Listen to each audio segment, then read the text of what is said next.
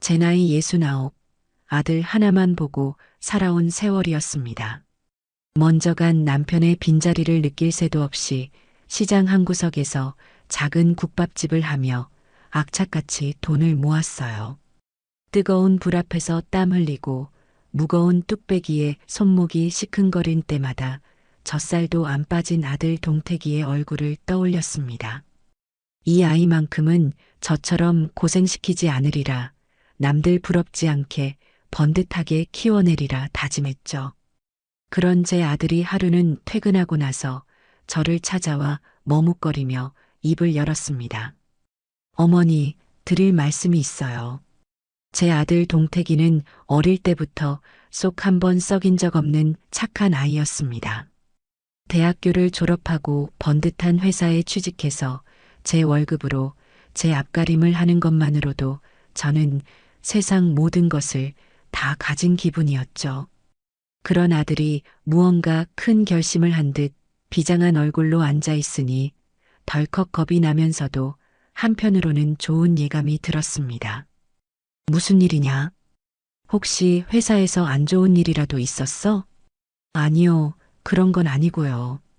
저 결혼하고 싶은 사람이 생겼습니다.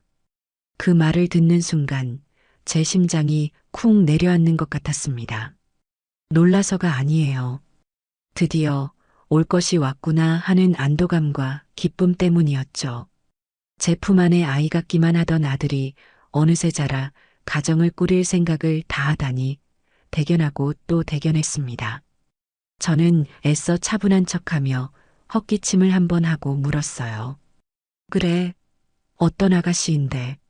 만난 지는 얼마나 됐고? 한혜은이라고 저랑 동갑이에요. 회사 동기는 아니고 친구 소개로 만났는데 만난 지는 3년 좀 넘었어요. 착하고 밝고 저랑 잘 맞아요. 무엇보다 저를 많이 좋아해줘요, 어머니. 아들은 여자친구 이야기를 하는 내내 얼굴에서 미소가 떠나질 않았습니다.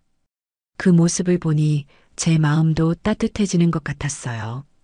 3년 넘게 만났는데 저에게는 이제야 이야기를 하다니 조금 서운한 마음이 들 뻔도 했지만 그만큼 신중하게 생각했다는 뜻이겠지요.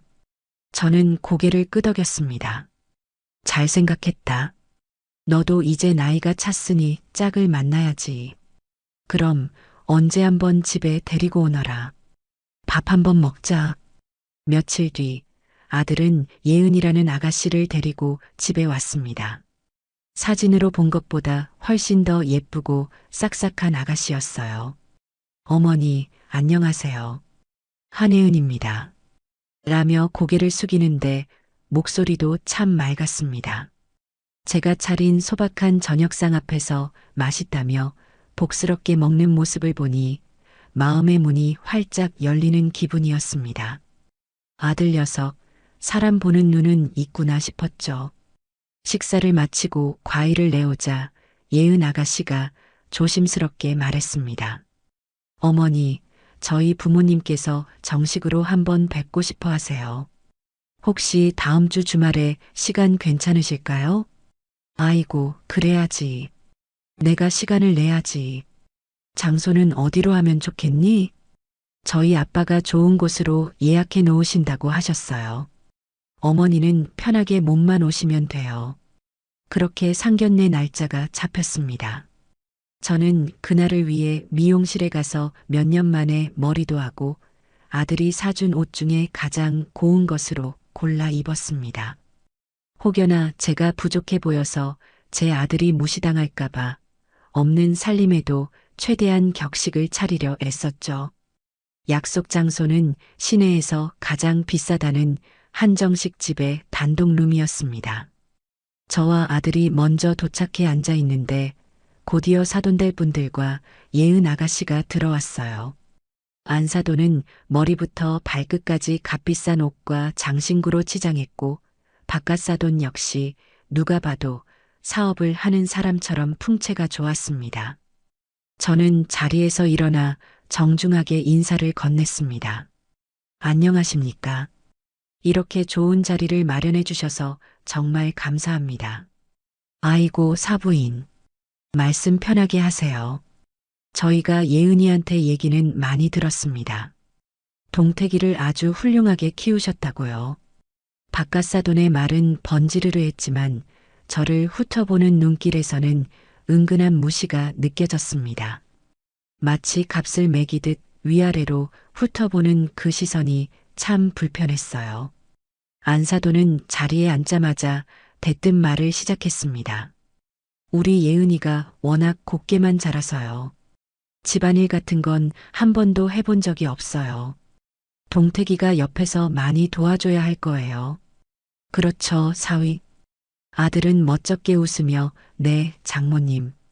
제가 잘하겠습니다. 라고 대답했습니다. 저는 그저 웃으며 고개를 끄덕였지만 속으로는 결혼이 무슨 애들 장난인 줄 아나 하는 생각이 들었죠. 상견례는 결혼을 약속한 두 사람의 부모가 만나 서로의 집안을 알아가고 앞으로 어떻게 도울지를 의논하는 자리라고 생각했습니다. 그런데 그날의 대화는 시종일관 사돈네 자랑으로 가득했어요. 저희는 가족끼리 1년에 2번은 꼭 해외여행을 가요. 작년에는 스위스에 다녀왔는데 우리 예은이가 너무 좋아하더라고요. 결혼하고 나서도 우리 사위까지 데리고 다 같이 가야죠. 예은이가 입이 짧아서 아무거나 잘 못 먹어요. 그래서 제가 매일 아침마다 유기농으로만 장을 봐서 챙겨 먹였잖아요. 식사는 동태기가 좀 신경 써줘야 할 텐데. 사부인, 동태기 음식은 잘하나요? 저는 할 말을 잃었습니다. 제 아들이 그 집의 사위가 되는 것이 아니라 마치 머슴으로 들어가는 것 같은 기분이 들었기 때문이에요. 아들의 장점이나 우리 집안에 대한 질문은 단 한마디도 없었습니다. 오로지 자기 딸이 얼마나 귀하게 자랐고 얼마나 대단한 집안인지 과시하기 바빴죠. 저는 조용히 밥만 먹었고 제 아들은 어색한 분위기를 애써 무마하려 연신 사돈네 말에 맞장구를 쳤습니다. 그 모습이 어찌나 안쓰럽고 답답하던지요. 너가 지금 여기서 중심을 잡아야지. 그렇게 끌려다니면 어떡하니? 속으로만 외쳤습니다. 상견례가 끝나고 집으로 돌아오는 길 아들이 제 눈치를 살피며 말했습니다. 어머니, 오늘 피곤하셨죠? 예은이네 부모님이 좀 말씀하시는 걸 좋아하셔서요. 괜찮다. 원래 처음 보면 다 어색한 법이지. 그래도 사돈 어른들 인상은 좋아 보이시더라. 저는 아들의 마음이 불편할까봐 일부러 좋게 말해주었습니다. 첫 단추부터 삐걱거리는 기분이었지만 제 아들이 좋다고 선택한 사람이니 제가 이해하고 넘어가야 한다고 생각했어요. 사랑 하나만 보고 살아도 힘든 게 결혼 생활인데 시작부터 부모가 나서서 회방을 놓을 수는 없었으니까요.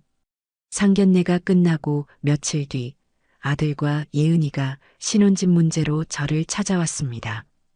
요즘 집값이 워낙 비싸니 둘 힘만으로는 서울에 집을 구하기가 벅차다는 이야기였어요. 어머니, 저희가 모은 돈으로는 전세도 겨우 구하겠더라고요. 대출을 많이 받자니 이자 부담이 너무 크고요. 아들의 축 처진 어깨를 보니 제 마음이 아팠습니다. 저는 이미 모든 준비를 끝낸 상태였어요.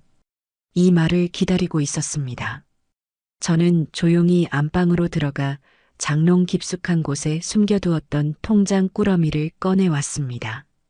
남편이 세상을 떠나고 제가 국밥을 팔아 한 푼, 두 푼 모은 제 인생 전부가 담긴 통장들이었죠. 여기 3억이다. 이걸로 대출 조금만 받고 작더라도 너희 이름으로 된 집 한 채 마련해서 시작하거라. 제 말에 아들의 눈이 동그래졌습니다.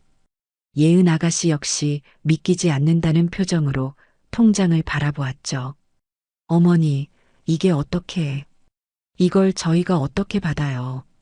이건 어머니 노후 자금이잖아요. 내 노후는 내가 알아서 한다. 너희가 행복하게 사는 게 내 노후를 가장 편안하게 보내는 방법이야. 부모한테 손 벌리는 거 부끄러워하지 말고 대신 이 돈을 발판 삼아 더 열심히 살면 된다. 그리고 나중에 너희도 자식 낳으면 내리사랑으로 똑같이 베풀어주면 되는 거야. 저는 애써 덤덤하게 말하며 두 사람의 손에 통장을 쥐어주었습니다. 아들은 결국 제 무릎을 꿇고 엎드려 엉엉 울기 시작했어요.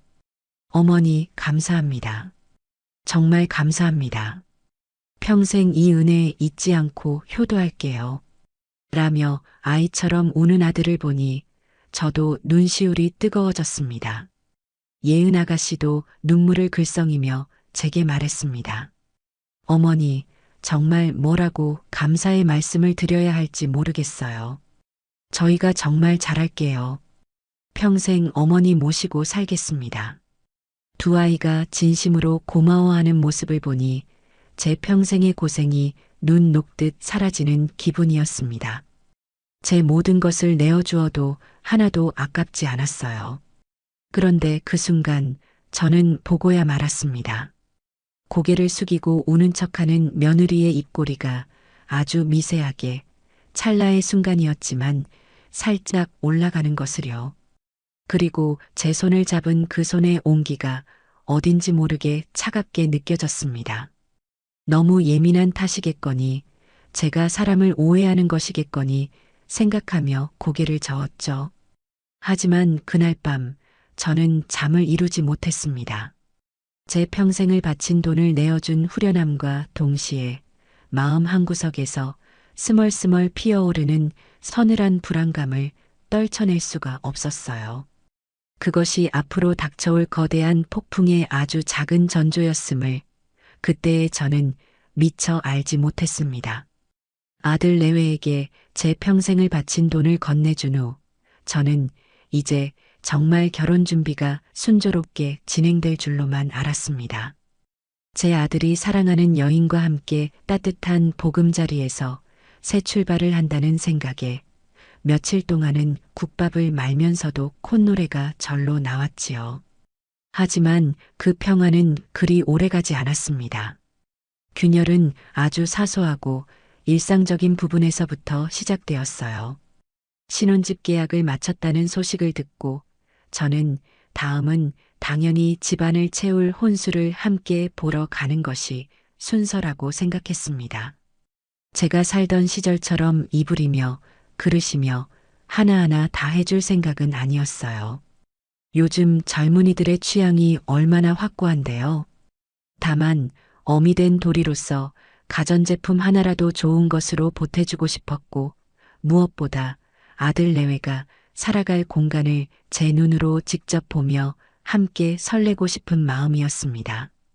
저는 전화를 걸어 아들의 목소리를 들었습니다. 아들, 집 계약했다며. 고생 많았다. 그럼 이제 가구랑 가전제품 보러 다녀야겠네. 이번 주말에 엄마랑 시간 한번 맞출까? 백화점이라도 같이 가보자. 제 들뜬 목소리와는 달리 수화기 너머의 아들은 어딘가 모르게 머뭇거렸습니다. 아, 그게 엄마. 저희가 주말에는 좀 바빠서요. 예은이가 미리 봐둔 데가 몇 군데 있다고 해서요. 그래. 그럼 엄마는 평일도 괜찮아. 너희 퇴근 시간에 맞춰서 가면 되지. 아니, 굳이 그럴 것까지는 없고요. 저희끼리 알아서 보고 나중에 어머니 모시고 정식으로 집 구경시켜 드릴게요. 어머니 힘드시게 뭘 같이 다녀요. 아들은 저를 위하는 척 말했지만 그 속뜻은 명백하게 어머니는 빠지세요라는 거절이었습니다. 섭섭한 마음이 왈칵 밀려왔지만 애써 내색하지 않았어요. 그래, 피곤하겠지. 결혼 준비라는 게 보통 일이 아니니까. 요즘 애들은 또 저희들끼리 오붓하게 결정하고 싶을 수도 있고, 그렇게 스스로를 다독이며 전화를 끊었습니다. 하지만 며칠 뒤 제 조카에게서 연락이 왔습니다. SNS를 구경하다가 우연히 봤다면서 사진 한 장을 보내주더군요. 사진 속에는 제 아들과 며느리 그리고 안사돈이 아주 값비싸 보이는 수입 가구점에 나란히 서서 활짝 웃고 있었습니다. 며느리는 새로 산 듯한 명품 가방을 팔에 걸치고 있었고, 사돈은 마치 자기 딸과 아들에게 세상을 다 사줄 것처럼 의기양양한 표정이었죠. 그 사진 아래에는 이렇게 적혀 있었습니다. 사랑하는 엄마랑 남편이랑 신혼가구 투어. 역시 우리 엄마 안목은 최고. 그 사진을 보는 순간 제 심장이 차갑게 식어내리는 것 같았습니다. 저에게는 바쁘고 피곤하다던 아들이 장모님과는 저렇게 행복한 얼굴로 쇼핑을 다니고 있었던 겁니다. 저는 가구를 사주지 않아서, 명품 가방을 사줄 돈이 없어서 배제된 걸까요? 그런 물질적인 문제가 아니었습니다. 저를 가족으로 생각했다면 함께 상의하고 의견을 구하는 신용이라도 했어야지요. 저는 그들에게 아들을 키워 그들의 가족에게 바친 그저 돈 내주는 사람일 뿐이었던 겁니다. 제 아들의 웃는 얼굴이 그토록 낯설고 멀게 느껴진 것은 처음이었습니다. 저는 그날 밤 잠을 설쳤습니다. 하지만 이대로 주저앉아 있을 수만은 없었어요. 혼수 문제로 서운한 티를 내면 속 좁은 시어머니 취급을 받을 게 뻔했습니다. 대신 저는 집안의 어른으로서 반드시 챙겨야 할 예법에 대해 이야기하기로 마음먹었습니다. 다음 날 며느리에게 전화를 걸었습니다. 예은아, 나다. 결혼 준비는 잘 되어 가니? 네, 어머니. 덕분에요. 집도 계약했고 가구도 거의 다 골랐어요. 목소리가 어찌나 밝고 명랑한지 제가 그 사진을 봤다는 사실은 꿈에도 모르는 듯 했습니다. 저는 애써 아무렇지 않은 척 본론을 꺼냈어요. 다름이 아니라 패백 때문에 전화했다. 요즘은 간소하게 한다지만 그래도 집안 어른들께 정식으로 인사드리는 자리니 제대로 준비해야지. 패백 음식이며 너가 입을 화로시며 알아봐야 할 게 많을 게다. 제 말이 끝나자마자 수화기 너머에서 순간적인 침묵이 흘렀습니다. 곧이어 들려온 며느리의 목소리는 조금 전과는 달리 미묘하게 차가워져 있었어요. 어머니, 저희 패백 안 하기로 했는데요. 뭐, 안 하다니. 그게 무슨 말이냐? 동택이한테는 아무 말 못 들었는데. 아, 동택 씨한테는 제가 나중에 말씀드리려고 했어요. 요즘 누가 그렇게 격식 차리고 힘들게 패백을 해요. 그거 다 옛날 문화잖아요. 그냥 저희는 그 시간에 하객분들께 인사나 한 번 더 드리는 게 나을 것 같아요. 저희 친구들도 다 그렇게 했어요. 저는 기가 막혔습니다. 패백은 단순히 낡은 문화가 아닙니다. 새 식구가 된 며느리가 시댁 어른들께 정식으로 첫 인사를 올리고 그 집안의 가풍을 이어가겠다는 약속의 의미를 담은 소중한 의식입니다. 그런데 그걸 요즘 친구들이라는 말 한마디로 전부 무시해버리다니요. 예은아, 그건 너희 친구들 사정이고 우리 집안은 다르다. 나한테는 하나뿐인 아들 장가 보내는 일이고 너를 우리 집안의 며느리로 맞아들이는 중요한 행사야. 그리고 너희 할머니, 할아버지 산소에도 가서 이런 며느리를 얻었습니다 하고 고하려면 패백 사진 한 장이라도 제대로 있어야 하지 않겠니? 다른 건 다 너희 뜻대로 해도 이건 양보할 수가 없다. 저는 단호하게 말했습니다.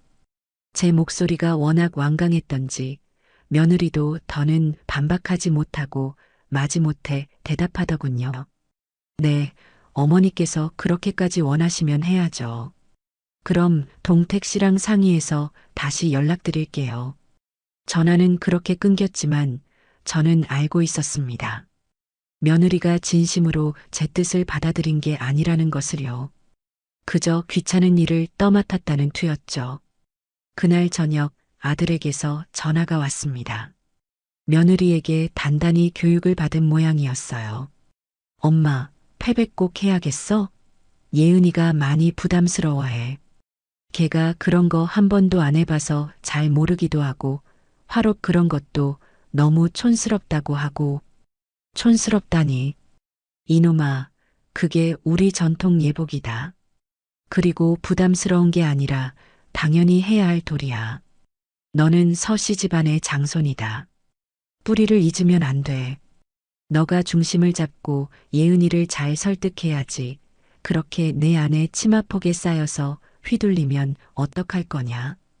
저는 아들을 호되게 나무랐습니다. 제 아들은 더 이상 아무 말도 하지 못하고 알았어요. 엄마. 그럼 그냥 하는 걸로 할게요. 라며 전화를 끊었습니다.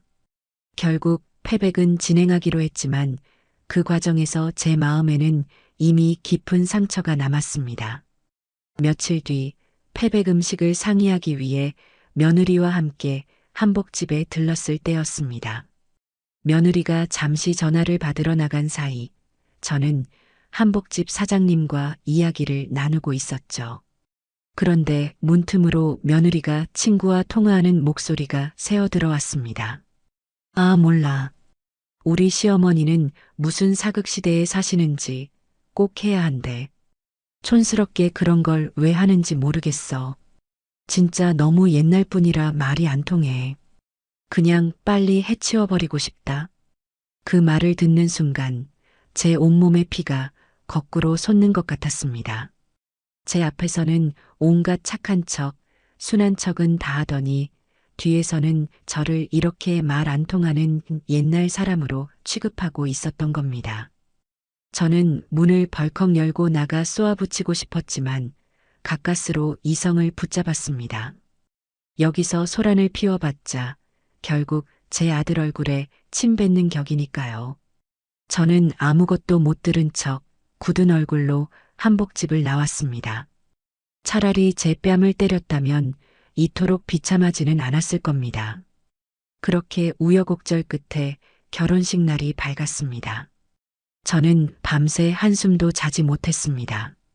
아들을 장가 보내는 기쁨과 설렘보다는 과연 이 결혼이 맞는 것일까 하는 불안감이 더 컸기 때문이에요. 그래도 식장에 들어서니 곱게 턱시도를 차려입은 아들과 눈부시게 하얀 드레스를 입은 며느리의 모습을 보니 만감이 교차했습니다.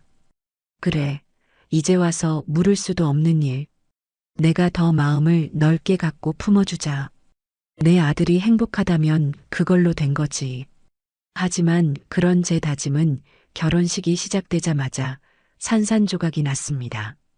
신부 측 하객석은 발 디딜 틈 없이 빽빽하게 들어찼는데 그에 비해 신랑 측인 제 손님들은 한산해 보였습니다.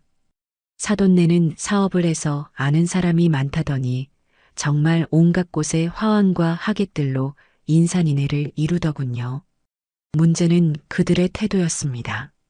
사돈내외는 마치 자기들 단독으로 행사를 치르는 사람들처럼 신랑 측인 저와 제 손님들은 안중에도 없었습니다. 저는 제 동생들과 조카들을 데리고 신부 대기실로 인사를 갔습니다.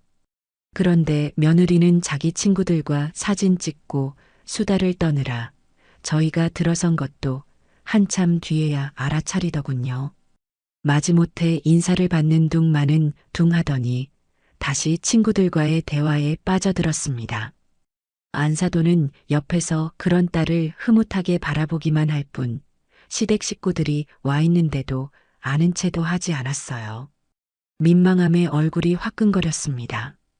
결혼식의 하이라이트인 가족사진 촬영 시간은 더욱 가관이었습니다.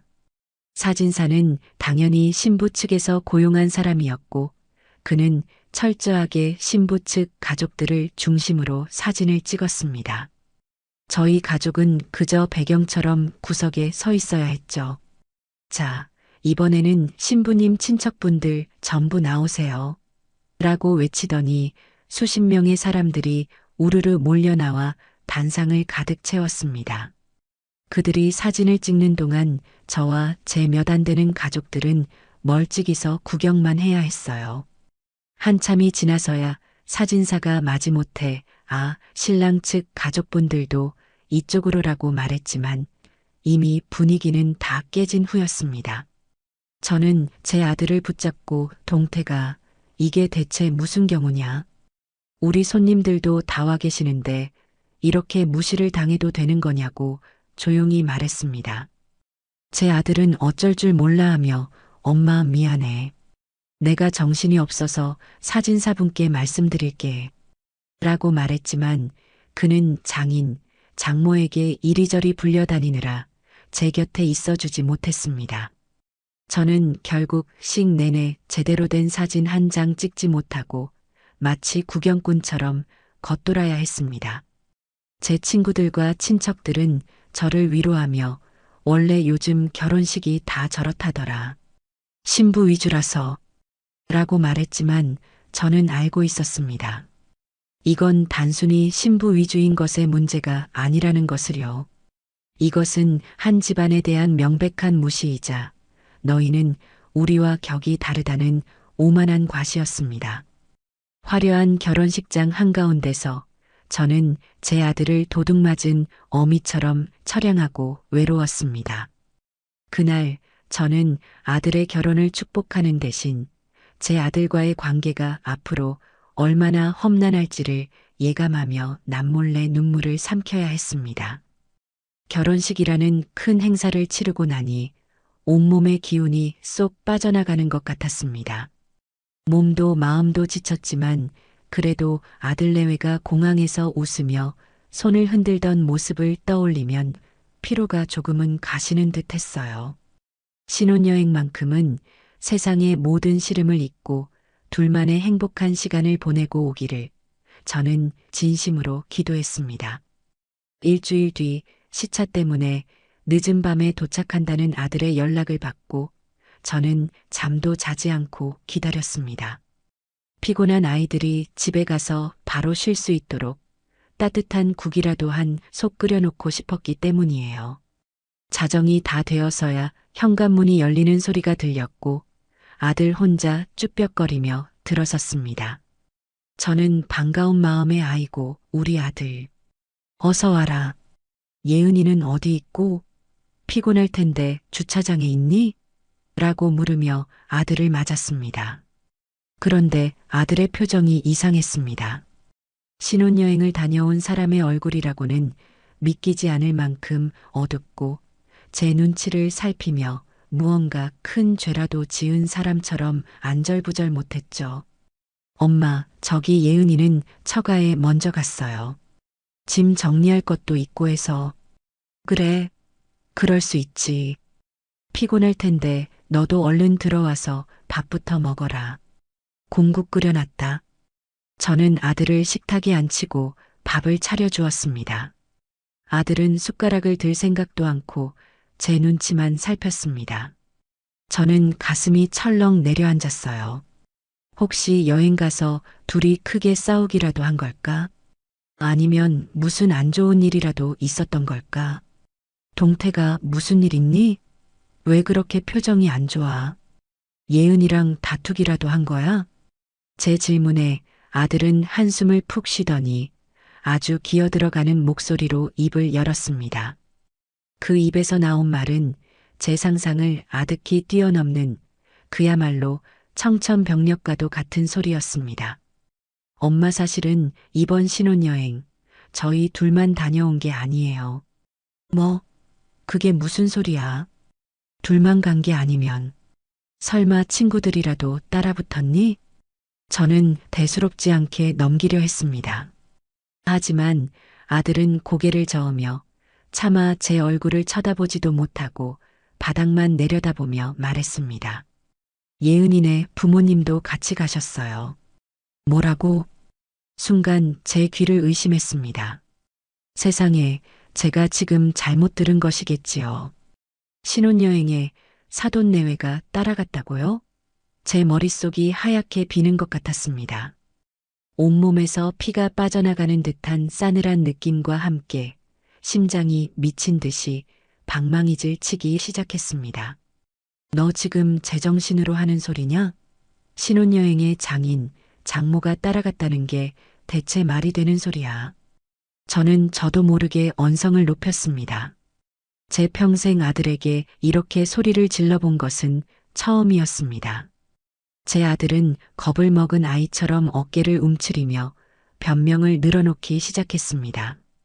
엄마, 일단 진정하고 제 말 좀 들어보세요. 사실은 장인어른께서 예은이한테 선물로 신혼여행 경비 전부를 내주셨어요. 그런데 두 분이 요즘 외롭다고 기왕 가는 거 다 같이 가서 좋은 추억 만들면 어떻겠냐고 하셔서 예은이가 거절을 못한 거예요. 거절을 못해? 그게 지금 변명이라고 하는 거냐?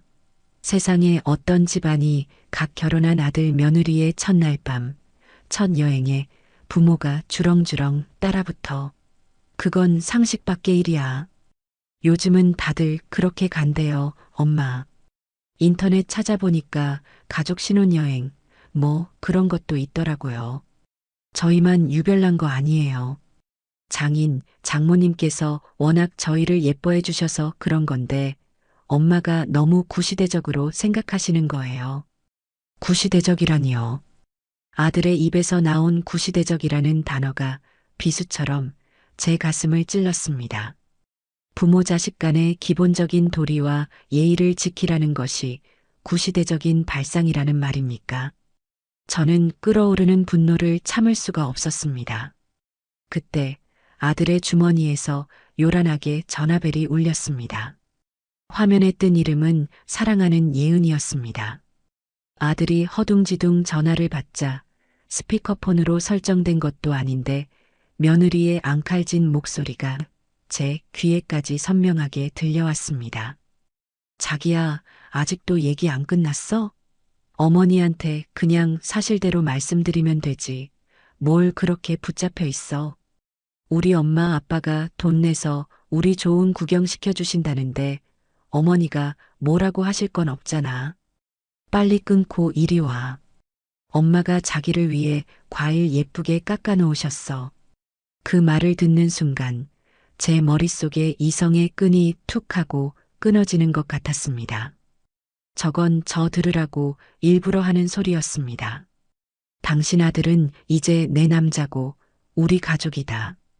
당신이 뭐라고 하든 소용없다는 명백한 선전포고였죠. 아들이 당황하며 전화를 끊으려 하자 저는 아들의 손에서 휴대폰을 낚아챘습니다. 그리고 스피커폰 버튼을 누르고 차갑게 말했습니다. 예은아, 나다. 수화기 너머의 며느리는 잠시 당황한 듯 했지만 이내 가증스럽게도 상냥한 목소리로 대답했습니다. 어머, 어머니. 동택 씨 옆에 계셨구나. 저희는 어머니 주무시는 줄 알고요. 어머니, 저희 신혼여행 정말 재미있었어요. 아버님이랑 어머님이 맛있는 것도 많이 사주시고 저희한테는 정말 평생 잊지 못할 추억이 될 거예요. 너희한테는 잊지 못할 추억이라니. 그 말은 저에게는 평생 잊지 못할 악몽이 될 거라는 말과 다름없었습니다. 저는 더 이상 이 기만적인 대화를 이어갈 수가 없었습니다. 너희 부모님께서 외로움을 많이 타셔서 너희가 효도하는 셈 치고 모시고 갔다고? 정말 그렇게 생각하니? 네, 어머니. 당연하죠. 부모님께 효도하는 게 자식된 도리잖아요. 그럼 나는? 이 아들을 낳고 기른 나는 너희에게 부모도 아니더냐? 너희가 그런 엄청난 계획을 세울 동안 나에게는 단 한마디 상의도 양해도 구하지 않았어. 그건 나를 너희 가족으로 어미로 인정하지 않는다는 뜻이다. 너희의 그 잘난 효도는 너희 부모님에게만 해당되는 아주 이기적인 선택이었을 뿐이야. 제 말에 며느리는 잠시 말이 없더니 이내 서운하다는 듯한 목소리로 말했습니다. 어머니, 그렇게까지 말씀하시면 저도 너무 섭섭해요. 저희가 어머니를 일부러 빼놓으려고 한 게 아니잖아요. 그리고 이번 여행은 저희 부모님이 돈을 내셨으니까 어머니께서 이렇게까지 화내실 일은 아니라고 생각해요. 돈. 결국 또 돈 이야기였습니다. 그들에게는 돈을 낸 사람이 모든 권리를 갖는 것이 당연한 세상의 이치였던 겁니다. 제 아들의 인생을 통째로 사기라도 한 것처럼요. 저는 허탈한 웃음이 나왔습니다. 더 이상 이 아이와는 말이 통하지 않겠다는 것을 깨달았습니다. 그래, 알겠다. 너희 생각은 잘 알겠다. 동택이 바꿔주거라. 저는 아들에게 휴대폰을 돌려주었습니다. 아들은 사색이 된 얼굴로 어쩔 줄 몰라 했죠. 저는 그런 아들을 잠시 바라보다가 제 방으로 들어가 휴대폰을 들고 나왔습니다. 그리고 그 자리에서 바로 안사돈에게 전화를 걸었습니다. 신호음이 몇 번 울리지 않아 아주 명랑한 목소리가 전화를 받았습니다. 여보세요? 저 동택이 엄마입니다. 사부인. 어머, 사부인. 웬일이세요, 이 밤에. 우리 애들 잘 들어갔죠? 아이고, 우리 사위 피곤했을 텐데. 저희가 너무 붙잡고 다녔나 봐요. 그래도 어떡해요. 사위가 저랑 우리 남편을 어찌나 잘 챙기는지. 저희가 사위 덕분에 황혼에 신혼여행 다시 다녀온 기분이었잖아요. 호호. 사돈은 제 속을 긁기 위해 작정이라도 한 사람처럼 눈치 없이 웃으며 자랑을 늘어놓았습니다. 저는 그 말을 묵묵히 다 듣고 있다가 조용히 입을 열었습니다. 사부인께서 생각이 짧으셨던 겁니까? 아니면 원래부터 남에 대한 배려가 없는 분이십니까? 제 차가운 목소리에 사돈의 웃음소리가 뚝 그쳤습니다. 네, 사부인, 지금 무슨 말씀을? 어떻게 갓 결혼한 아들 며느리의 신혼여행에 따라갈 생각을 하실 수가 있습니까? 그건 세상 어느 나라 법도에도 없는 해괴한 짓입니다. 사부인께는 그게 쿨하고 재미있는 추억일지 모르겠지만 저에게는 제 아들을 빼앗기고 온 동네에 망신을 당한 수치스러운 사건입니다. 제 말에 사돈의 목소리도 날카로워졌습니다. 사부인, 말씀이 좀 지나치시네요. 우리가 우리 돈 써서 우리 사위랑 딸 좋은 구경 시켜주겠다는데 사부인이 보태준 거 한 푼이라도 있어요? 뭘 그렇게 빡빡하게 구세요? 동택이도 좋다고 했는데 왜 사부인 혼자서 난리세요? 그렇게 외롭고 배 아프시면 진작에 말씀하시지 그랬어요. 저희가 비행기표 하나 더 끊어서 모시고 갔을 거 아니에요. 그 말을 듣는 순간 저는 깨달았습니다. 아, 이 사람들은 처음부터 끝까지 변하지 않을 사람들이구나. 이들에게 저는 그저 아들을 자기들 집안에 상납한 가난하고 볼품없는 시어머니일 뿐이었습니다. 대화는 아무런 의미가 없었습니다. 제 분노와 상처를 이해시키려는 노력 자체가 헛된 일이었습니다. 저는 더 이상의 말을 섞지 않고 마지막 한마디를 내뱉었습니다. 됐습니다. 사부인께서 어떤 사람인지 잘 알았으니 그걸로 족합니다. 저는 그대로 전화를 끊어버렸습니다. 식탁 앞에는 제 아들이 고개를 푹 숙인 채 앉아 있었습니다. 저는 그 어떤 동정심도 느껴지지 않았습니다.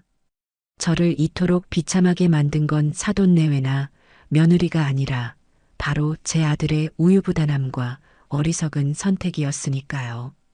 저는 뼛속까지 시려오는 한기를 느끼며 제 인생을 건 중대한 결심을 조용히 굳히고 있었습니다. 사돈과의 통화를 마친 후 집안에는 무거운 침묵만이 감돌았습니다. 저는 끓어오르는 속을 애써 억누르며 소파에 미동도 없이 앉아있는 아들에게 다가갔습니다. 그리고 제 인생에서 가장 차갑고 단호한 목소리로 마지막 통첩을 건넸습니다. 어쩌면 그것은 통첩이 아니라 이미 정해진 미래에 대한 예고였을지도 모릅니다. 동태가 똑똑히 들어라. 내가 지금부터 하는 말은 농담도 아니고 화가 나서 하는 소리도 아니다. 제 목소리에 아들은 고개를 들고 저를 바라보았습니다. 그 눈에는 두려움과 혼란이 가득했죠. 너희는 나에게 상의 한마디 없이 너희 멋대로 그 해괴한 여행을 떠났다. 그 행위는 나를 너희의 어미로, 가족의 어른으로 인정하지 않겠다는 뜻으로 받아들이겠다. 나는 너를 아들로 생각했는데 너는 나를 어머니로 생각하지 않았던 게야. 엄마, 아니에요. 정말 그런 뜻이 아니었어요. 그냥 예은이네 부요청을 거절하기가 어려워서 변명은 듣고 싶지 않다. 저는 아들의 말을 매정하게 끊었습니다. 더 이상 그 구차한 변명을 들어줄 기운도 이유도 없었습니다. 그래서 너에게 마지막 선택권을 주겠다. 지금 당장 내장인 장모에게 전화해서 저희 부부만의 신혼여행을 망쳐주셔서 감사합니다. 덕분에 제 어머니와는 인연이 끊어지게 생겼습니다. 라고 전해라. 그리고 내 아내에게는 당신의 이기적인 효도 때문에 내 어머니 가슴에 대못을 박았다. 이 결혼을 계속 유지할 수 있을지 다시 생각해 봐야겠다. 고 말해. 만약 너가 그렇게 하지 못하겠다면 저는 잠시 말을 멈추고 아들의 눈을 똑바로 쳐다보았습니다. 그 여행을 너의 선택으로 인정하고 감수하는 순간 너와 나는 오늘부로 모자 관계의 연을 끊는 거다. 나는 너 같은 아들을 둔 적 없고 너는 나 같은 어미를 둔 적 없는 게야. 내가 너에게 준 신혼집 자금 3억 원은 깨끗하게 잊어주겠다. 대신 내 눈앞에서 사라져. 평생 다시는 볼 생각하지 마라. 어느 쪽을 선택할지 지금 이 자리에서 결정해. 제 말에 아들의 얼굴이 하얗게 질렸습니다. 아마 제가 이렇게까지 극단적으로 나올 것이라고는 상상도 못했을 겁니다. 그는 늘 제가 모든 것을 이해하고 참고 결국에는 자기를 용서해 줄 것이라고 믿어왔으니까요. 엄마, 제발. 왜 그렇게까지 하세요? 제가 잘못했어요. 다녀와서 엄마한테 정말 잘할게요. 여행 가서 엄마 선물도 사왔단 말이에요. 네. 아들은 제 앞에 무릎을 꿇고 애원하기 시작했습니다. 하지만 그의 말은 제 마음에 조금의 울림도 주지 못했습니다. 다녀와서 잘한다는 말이 얼마나 공허하고 무책임한 약속입니까? 이미 엎질러진 물이고 제 가슴에는 지워지지 않을 상처가 새겨졌는데 말입니다. 선물의 문제가 아니었습니다. 이건 존중의 문제였고 인간에 대한 기본적인 예의의 문제였습니다. 일어나라. 너의 선택은 이미 끝났다. 너는 그 비행기에 오르는 순간 나를 버리고 그 사람들을 선택한 거야. 이제 와서 애원하는 건 비겁한 짓일 뿐이다. 돌아가거라. 다시는 이 집에 찾아오지 마. 저는 차갑게 말하고 안방으로 들어가 문을 잠가버렸습니다. 문 밖에서 아들이 한참 동안 엄마, 문 좀 열어보세요. 제가 다 잘못했어요. 라고 외치며 문을 두드렸지만 저는 귀를 막았습니다. 한참의 시간이 흐른 뒤 아들이 돌아가는 소리가 들렸고 집안은 다시 정막에 휩싸였습니다. 저는 텅 빈 거실을 보며 생각했습니다. 제가 잃은 것은 아들이 아니라 아들이라는 이름의 거대한 착각과 굴레였다는 것을요. 그날 이후 저는 며칠 동안 밖에도 나가지 않고 집에서 조용히 시간을 보냈습니다. 아들과 며느리 그리고 사돈네 식구들의 번호를 휴대폰에서 모두 삭제하고 차단했습니다. 그들이 제 인생에 남긴 흔적을 하나씩 지워나가는 의식이었습니다. 마음은 이상할 정도로 평온했어요. 슬픔이나 분노보다는 오히려 무거운 짐을 내려놓은 듯한 후련함이 더 컸습니다. 그러던 어느 날 아침 일찍부터 제 친정 조카에게서 다급한 전화가 걸려왔습니다. 이모, 혹시 예은 씨 SNS 보셨어요? 아니, 내가 그걸 볼 일이 뭐가 있겠니? 아니, 이모. 이건 보셔야 할 것 같아요. 제가 지금 캡처해서 보내드릴게요. 잠시 후 조카가 보내온 사진 한 장이 도착했습니다. 사진 속에는 공항 면세점을 배경으로 제 아들과 며느리 그리고 사돈 내외가 명품 쇼핑백을 주렁주렁 들고 환하게 웃고 있었습니다. 마치 개선장군들 같았죠. 그리고 그 사진 밑에 달린 며느리의 글귀가 제 눈을 사로잡았습니다. 가족 신혼여행, 쿨한 우리 가족, 사랑해요. 아빠 엄마 평생 효도할게요. 시어머니는 이해 못하는 요즘 감성. 시어머니는 이해 못하는 요즘 감성. 그 해시태그를 보는 순간 저는 온몸의 힘이 쭉 빠져나가는 것을 느꼈습니다. 이것은 단순한 철없음의 표현이 아니었습니다. 저를 향한 명백한 조롱이자 자신들의 승리를 자축하는 선언문이었습니다. 그들은 자신들의 행동에 대해 단 일말의 죄책감도 느끼지 않고 있었던 겁니다. 오히려 자신들의 행동을 쿨한 것으로 포장하고 저의 상식적인 분노를 이해 못하는 구시대적 발장으로 치부하며 자기들끼리 낄낄거리고 있었던 거죠. 제 아들은 그 사진 속에서 그들의 조롱에 동참하며 바보처럼 웃고 있었습니다. 저는 그 사진을 가만히 들여다보았습니다. 그리고 결심했습니다. 이제 더 이상의 미련도 연민도 가질 필요가 없다고요. 그들은 이미 돌아올 수 없는 강을 건넜고 저 또한 그들을 기다릴 이유가 사라졌습니다. 다음 날 아침 저는 가장 단정한 옷으로 갈아입고 집을 나섰습니다. 제 발길이 향한 곳은 동네의 통신사 대리점이었습니다. 저는 창구 직원에게 망설임 없이 말했습니다. 전화번호 바꾸러 왔어요. 오늘 바로 변경하고 싶습니다. 직원은 몇 가지 서류를 내밀었고 저는 익숙하게 쓰던 번호와의 이별을 고하는 서류에 차분히 서명했습니다. 수십 년간 저와 제 주변 사람들을 이어주던 그 번호가 사라지는 순간이었습니다. 새 번호가 적힌 유심칩을 건네받아 휴대폰에 끼우자 화면이 잠시 깜빡이더니 새로운 신호가 잡혔습니다. 그 순간 저는 제 인생에서 가장 완벽한 단절과 새로운 시작을 동시에 경험했습니다. 마치 저를 올가매고 있던 보이지 않는 사슬이 끊어져 나가는 듯한 해방감이 밀려왔습니다. 집으로 돌아온 저는 곧장 청소를 시작했습니다. 집안 곳곳에 남아있는 아들의 흔적을 지우기 위해서였습니다. 아들의 어릴 적 사진이 담긴 앨범, 아들이 학생 때 받아온 상장들, 아들이 처음 월급을 타서 사준 낡은 내복까지. 저는 그 모든 것을 커다란 상자에 담았습니다. 눈물은 나지 않았습니다. 그저 묵묵히 제 인생의 한 챕터를 정리하는 기분으로 물건들을 담아 창고 가장 깊숙한 곳에 넣어버렸습니다. 이제 이 집에는 오롯이 저 김혜순의 삶만이 남았습니다. 모든 정리를 마치고 텅 빈 거실에 앉아 창밖을 바라보았습니다.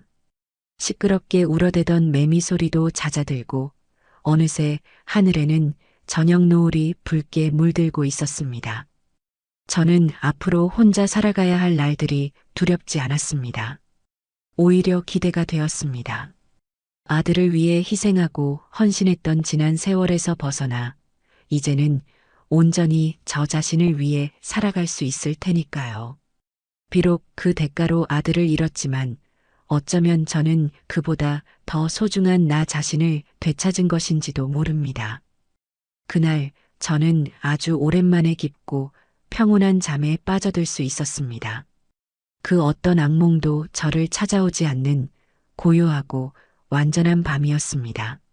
제 인생의 궤도에서 아들이라는 행성을 밀어낸 후 제 우주에는 놀라운 정적이 찾아왔어요. 수십 년간 당연하게 여겼던 소음, 즉 아들을 향한 걱정과 기대, 그리고 이제는 실망과 분노마저 사라진 자리는 텅 빈 것이 아니라 오히려 온전한 저 자신으로 채워졌습니다.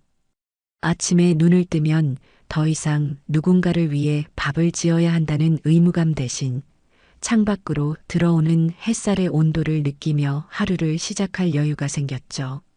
저는 새로운 일과를 만들었어요. 아침 식사를 하고 나면 동네 재래시장을 어슬렁거리며 구경하는 것이 낙이 되었습니다. 국밥집을 할 때는 새벽 시장에서 정신없이 식재료를 대량으로 사들이기 바빴는데 이제는 잘 익은 토마토 하나, 파릇파릇한 시금치 한 단을 정성껏 고르는 재미가 쏠쏠했죠. 단골 채소 가게 아주머니는 제 얼굴이 좋아졌다며 말을 건네기도 했어요. 어유, 사장님은 요즘 무슨 좋은 일 있으세요? 얼굴에 빛이 나네, 빛이 나. 좋은 일은요. 그냥 이제 저 좋으라고 살기로 했어요. 그렇게 웃으며 대꾸하는 제 자신이 낯설면서도 좋았습니다. 시장을 다녀와서는 복지관서의 교실에 나갔어요. 벼루에 먹을 갈 때 느껴지는 묵직함, 화선지 위로 붓이 스쳐 지나가는 소리, 은은하게 퍼지는 먹물 냄새. 그 모든 것이 저를 둘러싼 번뇌를 잠재워 주는 것 같았죠. 처음에는 삐뚤빼뚤하기만 하던 제 글씨가 조금씩 모양을 갖춰가는 것을 보며 제 인생도 이렇게 다시 반듯하게 세워갈 수 있으리라는 작은 희망을 보았습니다. 하지만 그 평화는 그리 오래가지 않았습니다. 그들이 저를 이대로 포기할 리 없다는 것을 저는 이미 알고 있었으니까요. 어느 날 오후 낯선 번호로 걸려온 전화를 무시하자 곧이어 문자 메시지가 도착했습니다. 엄마, 저 동택이에요. 제발 전화 좀 받아주세요. 저는 그 짧은 문장을 가만히 들여다보았어요. 가슴 한구석이 희미하게 저려왔지만 그건 동정이 아니었습니다. 다만 한때는 제 세상의 전부였던 존재가 이제는 이렇게 모르는 번호로 애걸해야만 하는 타인이 되었다는 서글픈 현실감이 느껴졌을 뿐이죠. 저는 망설임 없이 메시지를 삭제하고 번호를 차단했습니다. 그리고 그날 저녁 결국 그들은 제 집의 경계를 침범하고야 말았습니다. 저녁 8시가 넘은 시간, 현관의 초인종이 날카롭게 울려 퍼졌어요. 한 번, 두 번으로 그치지 않고 마치 제 인내심을 시험하려는 듯 길고 집요하게 이어졌습니다. 저는 자리에서 일어나 인터폰 화면을 켰어요. 화면 속에는 잔뜩 긴장한 얼굴의 아들과 그 옆에서 짜증과 지루함이 뒤섞인 표정으로 서 있는 며느리가 있었습니다. 엄마, 안에 계신 거 다 알아요. 문 좀 열어보세요, 엄마. 아들이 문을 두드리며 외쳤어요. 저는 인터폰의 통화 버튼을 누르고 제 안식처를 침범한 그들에게 최대한 감정을 배제한 목소리로 물었습니다. 거기 누구시죠? 제 목소리는 분명 제 것이었지만 그들에게는 생전 처음 듣는 사람의 목소리처럼 들렸을 겁니다. 두 사람은 순간 얼어붙은 듯 했어요. 아들이 당황하며 더듬거렸죠. 엄마, 저 동택이에요. 문 좀 열어주세요. 저희 정말 할 얘기가 있어서 그래요. 나는 당신들을 모릅니다. 잘못 찾아오셨으니 다른 집 가보세요. 저는 냉정하게 말하고 끊으려 했어요. 그때 며느리가 다급하게 끼어들었습니다. 애써 꾸며낸 소름 끼치도록 상냥한 목소리였죠. 어머니, 저희 예은이에요. 저희가 정말 잘못했어요. 이렇게 문전박대하지 마시고 얼굴이라도 뵙고 사죄드릴 기회를 주세요. 네, 저희가 여행 가서 어머니 생각하며 선물도 정성껏 골라왔는데 그 가증스러운 연극에 저는 실소를 금할 수 없었어요. 그들이 제게 줄 수 있는 선물은 오직 제 인생에서 영원히 사라져주는 것뿐이었습니다. 제가 아무런 반응이 없자 며느리의 목소리에서 조금씩 본색이 드러나기 시작했습니다. 어머니, 저희가 이렇게까지 찾아왔는데 정말 너무하시는 거 아니에요? 언제까지 이렇게 유치하게 행동하실 거예요? 어른이시면 어른답게 대화로 풀 생각을 하셔야죠. 저희도 이제 지쳐요. 유치하게, 어른답게. 저를 가르치려 드는 그 오만한 단어들이 제 귓전을 날카롭게 파고들었어요. 자식의 도리를 팽개치고 어미의 가슴에 칼을 꽂은 자들이 이제 와서 저에게 어른의 도리를 논하고 있었습니다. 한 번만 더 내 집 문을 두드리거나 소란을 피우면 더 이상 당신들을 내 아들 내외가 아닌 내 사유지를 무단으로 침범한 낯선 사람들로 간주하고 경찰에 신고하겠습니다. 분명히 경고했어요. 당장 내 집 앞에서 사라지세요. 저는 단호하게 말하고 통화 종료 버튼을 눌렀습니다. 인터폰 화면 너머로 며느리의 얼굴이 분노로 흉하게 일그러지는 것이 보였어요. 그녀는 아들을 향해 입을 거칠게 놀리며 무어라 쏘아붙이기 시작했고 아들은 그저 고개를 숙인 채 어쩔 줄 몰라 하는 모습이었습니다. 저는 그 광경을 무표정하게 지켜보았죠. 한참을 더 문 앞에서 서성이며 자기들끼리 옥신각신하던 그들은 결국 포기하고 어둠 속으로 사라졌습니다. 저는 그들이 완전히 시야에서 사라진 것을 확인하고 나서야 비로소 안도의 한숨을 내쉬었어요. 직접적인 침투가 실패로 돌아가자 그들은 예상대로 제 주변을 공략하기 시작했습니다. 가장 먼저 연락을 받은 것은 제 바로 아래 여동생이었죠. 전화를 받자마자 동생은 흥분을 감추지 못했어요. 언니, 동태기한테 전화 받고 나 지금 혈압 올라서 쓰러질 뻔했어. 걔가 글쎄 언니가 갑자기 이유도 없이 자기를 내치고 착한 새아가는 구박해서 밥도 못 넘기고 있대. 이게 다 무슨 해괴한 소리야. 저는 동생을 진정시키고 그동안 있었던 모든 일을 하나도 빠짐없이 이야기해 주었어요. 그들이 제게 저지른 무례와 기만, 그리고 무엇보다 저를 이해 못하는 구시대적 감성이라며 공개적으로 조롱했던 SNS 글귀까지. 제 이야기를 다 들은 동생은 한동안 말을 잇지 못하더니 이내 저보다 더 큰 목소리로 분노를 터뜨렸습니다. 세상에 그런 천하에 몹쓸 것들이 있나? 언니, 내가 괜히 흥분해서 미안해. 그런 사정이 있는 줄도 모르고 아니, 동태기는 눈이 어떻게 된 거 아니야? 어떻게 그런 애를 그리고 그 사돈이라는 사람들은 교양이 아니라 교만만 가득 찼네. 언니 정말 잘했어. 그런 것들하고는 인연 끊는 게 맞아. 절대로 마음 약해지지 마, 알았지? 동생의 격한 지지에 저는 오히려 마음이 차분해졌습니다. 이후 저는 다른 형제들과 가까운 친척 어른들께도 모두 전화를 걸어 자초지종을 설명했어요. 제가 겪은 수모와 배신감을 사실 그대로 전달했죠. 아니나 다를까 며칠 뒤에는 전혀 예상치 못했던 분에게서 전화가 왔습니다. 제 돌아간 남편의 가장 친한 친구분이셨죠. 동태기도 어릴 적부터 아저씨라 부르며 따랐고 저희 부부가 국밥집을 처음 시작할 때 보증을 서주셨을 만큼 각별한 사이였습니다. 혜순 씨 나예요. 갑자기 전화해서 놀랐죠. 다름이 아니라 동태기한테 전화 받고 너무 놀라서 이게 대체 무슨 일이에요? 수화기 너머로 들려오는 묵직한 목소리에는 걱정이 가득했어요. 동태기가 최후의 수단으로 아버지처럼 따르던 어른에게까지 연락해 감정에 호소한 모양이었습니다. 저는 잠시 숨을 고른 뒤 그분께도 처음부터 끝까지 모든 사실을 담담하게 설명드렸습니다. 그분은 제 남편이 얼마나 저와 아들을 아끼며 살았는지, 제가 얼마나 악착같이 동태기를 키워냈는지 누구보다 잘 아는 분이었으니까요. 제 이야기가 길어질수록 수화기 너머에서는 아무런 대꾸 없이 깊은 한숨소리만 간간히 들려왔습니다.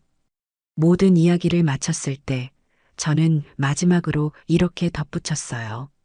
사장님, 하늘에 있는 그 사람이 지금 이 꼴을 봤으면 뭐라고 했을까요? 아마 제 등짝부터 때리면서 자식을 잘못 키웠다고 불호령을 내렸을 거예요. 제가 남편 볼 면목이 없습니다. 그제야 그분께서 무겁게 입을 여셨습니다. 목소리에는 저에 대한 안타까움과 제 아들에 대한 서리빨 같은 분노가 함께 담겨 있었어요. 그 녀석이 제정신이 아니구먼. 자기 아버지가 혜순 씨랑 자기 하나 잘 되라고 평생을 어떻게 살았는데 그 은혜를 원수로 갚아?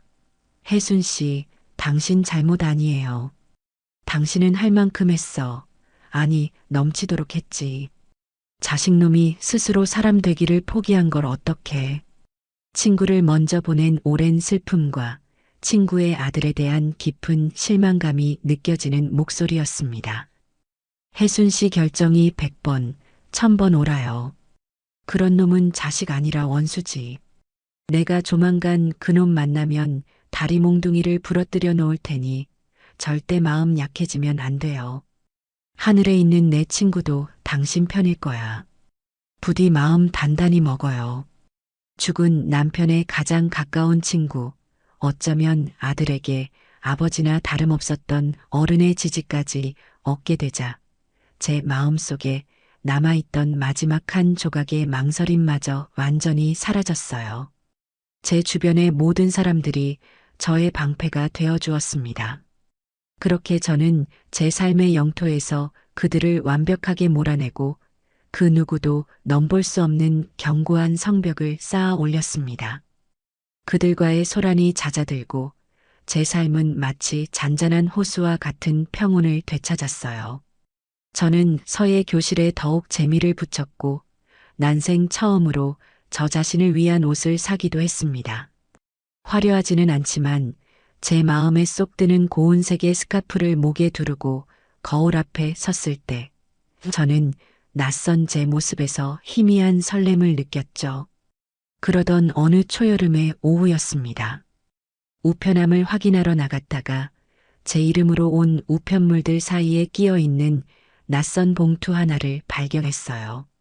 수신인은 서동택, 발신인은 시중의 한 대형은행, 대출관리부라고 적혀 있었고 봉투 귀퉁이에는 선명한 붉은색으로 독촉이라는 도장까지 찍혀 있었습니다. 아마도 동택이가 결혼 후 정신이 없어 미처 주소 이전을 하지 못한 모양이었어요. 저는 순간 그 봉투를 갈기갈기 찢어버릴까 생각했어요. 이제 저와는 아무 상관없는 사람이었으니까요. 하지만 독촉이라는 붉은 글씨가 마치 불길한 낙인처럼 제 마음에 걸렸습니다. 어미로서의 정은 이미 끊어냈다고 생각했지만 핏줄이라는 것이 그리 쉽게 잘리는 것은 아닌 모양입니다. 저는 한숨을 한번 내쉬고 결국 봉투를 뜯었습니다. 안에 든 것은 아들의 신혼집 담보대출에 관한 월별 상환 내역서였어요. 빼곡하게 적힌 숫자들을 무심코 훑어보던 제 눈이 어느 한 지점에서 그대로 멈춰버렸습니다. 대출 원금이라고 적힌 부분의 액수가 제가 알고 있던 것과 너무나도 달랐기 때문이었죠. 저는 아들에게 3억 원이라는 거금을 지원했습니다. 아들은 당시 신혼집의 매매가가 6억 5천만 원이니 자신들이 모은 돈 1억 원을 보태고 나머지 2억 5천만 원만 대출을 받으면 된다고 분명히 말했어요. 그렇다면 대출 원금은 2억 5천만 원이어야 마땅했죠. 그런데 서류에 찍힌 대출 원금은 그보다 무려 1억 원이나 많은 3억 5천만 원이었습니다. 손이 미세하게 떨려왔어요. 머릿속이 하얘지면서 불길한 예감이 온몸을 휘감았습니다. 저는 떨리는 손으로 서랍에서 펜과 종이를 꺼내 계산을 시작했어요. 집값 6억 5천만 원에서 대출금 3억 5천만 원을 빼면 자기 자본은 3억 원이 들어갔다는 계산이 나왔습니다. 제가 지원해준 바로 그 금액이었죠. 그렇다면 아들과 며느리가 자신들이 피땀 흘려 모았다고 말했던 그 1억 원은 대체 어디로 증발해버린 것일까요? 그들의 말은 전부 거짓이었던 걸까요? 아니면 더 끔찍한 가능성. 그들이 모은 돈이 있었음에도 불구하고 제가 준 돈의 일부를 다른 곳에 사용하고 부족한 만큼 대출을 더 받은 것일까요? 순간 며느리가 SNS에 올렸던 그 사진이 섬광처럼 제 뇌리를 스치고 지나갔어요. 공항 면세점에서 명품 쇼핑백을 주렁주렁 들고 행복하게 웃던 며느리의 모습, 우리 엄마가 쏘는 쿨한 신혼여행, 일하며 자랑하던 그 글귀, 그 모든 것들이 사실은 제 피와 땀이 밴 돈으로 벌인 사치스러운 향연이었다는 끔찍한 퍼즐이 맞춰지기 시작했습니다. 저는 다음 날 아침 곧장 제 주거래 은행으로 향했습니다. 단순히 의심만으로 움직일 수는 없었어요. 확실한 증거가 필요했습니다. 은행 창구에서 제가 몇 달 전 3억 원을 인출했던 거래 내역서를 발급받았어요. 빳빳한 종이에 찍힌 3억 원정이라는 글자를 보니 그날의 기억이 되살아나며 다시금 가슴이 먹먹해졌습니다. 저는 사실을 확인해야만 했어요. 수소문 끝에 부동산 중개업을 하는 먼 친척 동생 선희에게 조심스럽게 연락을 했습니다. 제 목소리가 심상치 않다는 것을 금세 눈치챈 선희에게 저는 자초지종을 설명하며 아들의 아파트 주소를 불러주었어요. 제 이야기를 들은 선희는 저보다 더 분개하며 당장 확인해서 알려주겠다고 말했죠. 전화를 끊고 기다리는 시간은 그야말로 지옥과도 같았어요. 제발 제 끔찍한 상상이 사실이 아니기만을 간절히 바랐습니다.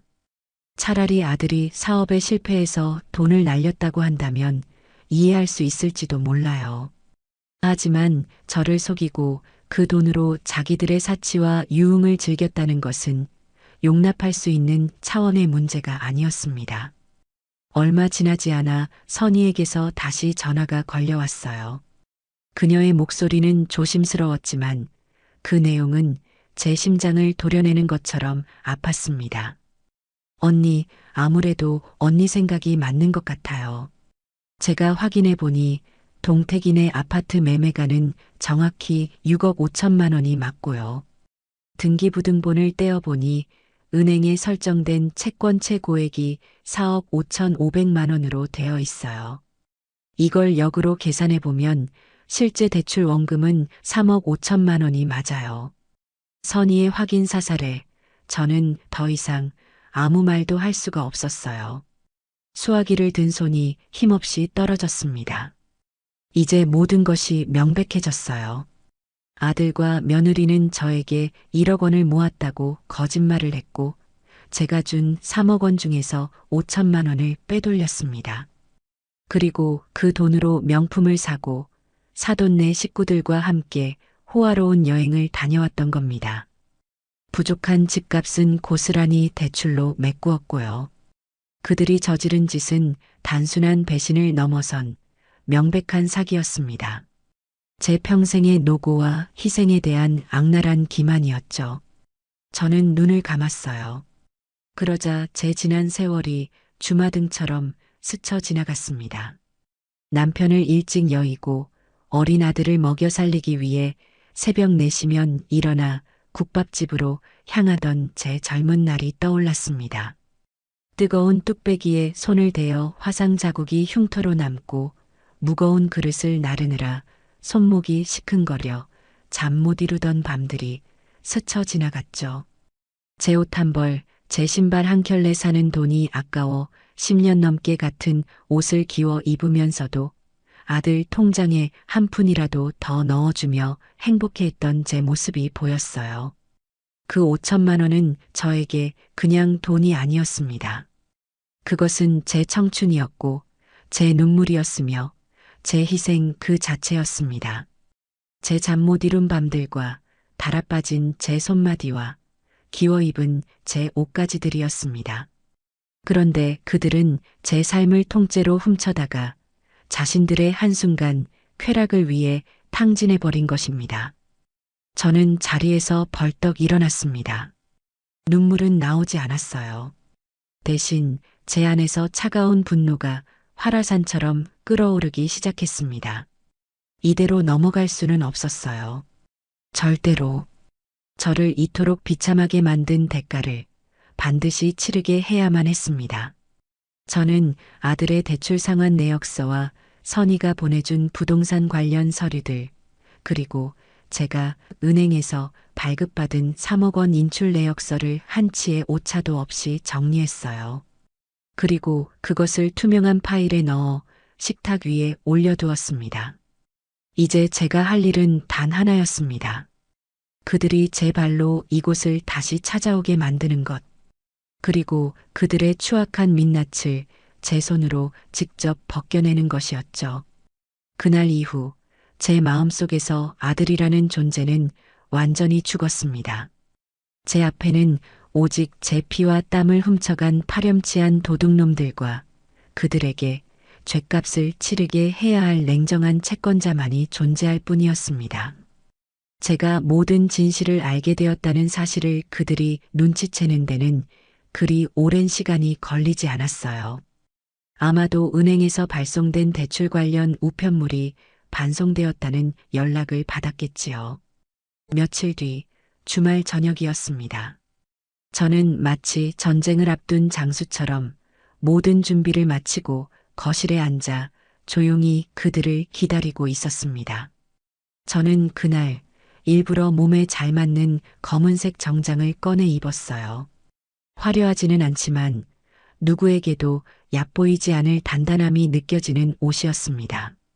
식탁 위에는 그들의 죄를 증명할 서류들이 가지런히 놓여 있었고 찻상에는 좋은 찻잎 대신 일부러 밍밍한 보리차를 내어 놓았죠. 그들에게는 과분한 대접이었으니까요. 예상대로 저녁 8시가 되자 현관 초인종이 울렸습니다. 인터폰 화면에는 4명의 불청객이 초조한 얼굴로 서 있었어요. 이전의 방문 때와는 사뭇 다른 분위기였습니다.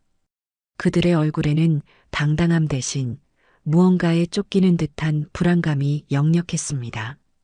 저는 잠시의 망설임도 없이 현관문을 열어주었어요. 덫을 놓고 사냥감이 제 발로 걸어 들어오기를 기다린 사냥꾼의 심정이었습니다. 문을 열자 4사람은 마치 약속이라도 한 듯 우르르 거실로 들어와 제 앞에 섰어요. 가장 먼저 입을 연 것은 안사돈이었습니다. 그녀는 이전의 기세등등함은 온데간데 없이 애써 미소를 꾸며내며 말했죠. 사부인, 그동안 별일 없으셨어요? 저희가 찾아뵈어야 했는데 이제야 오게 됐네요. 저 다름이 아니라 동택이 앞으로 온 우편물이 반송되었다고 은행에서 연락이 왔다는데 혹시... 저는 그녀의 말을 중간에 끊지 않고 끝까지 들었어요.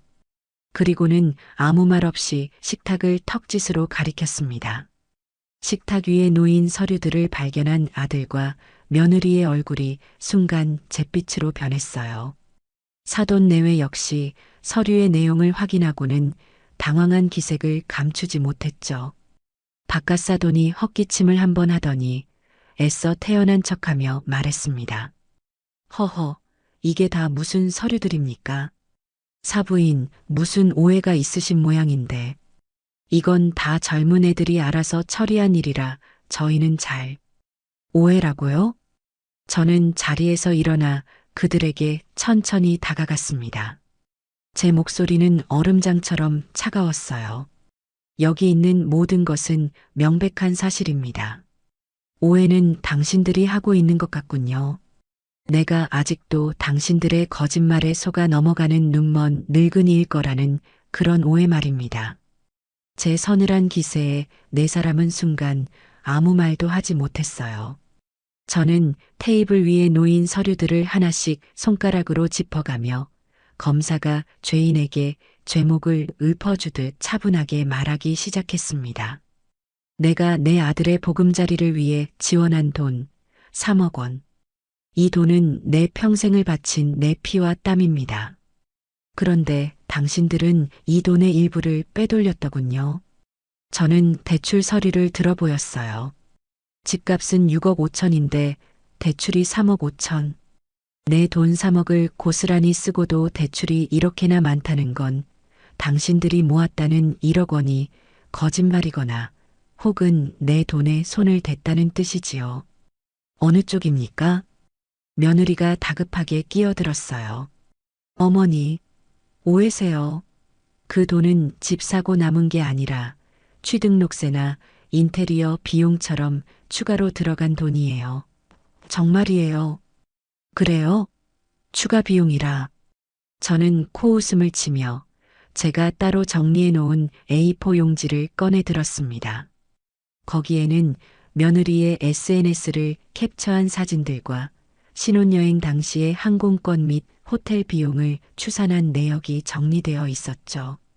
며느님, 당신이 신혼여행 가서 산 그 명품 가방 가격이 대략 500만 원이 넘는다고 하더군요.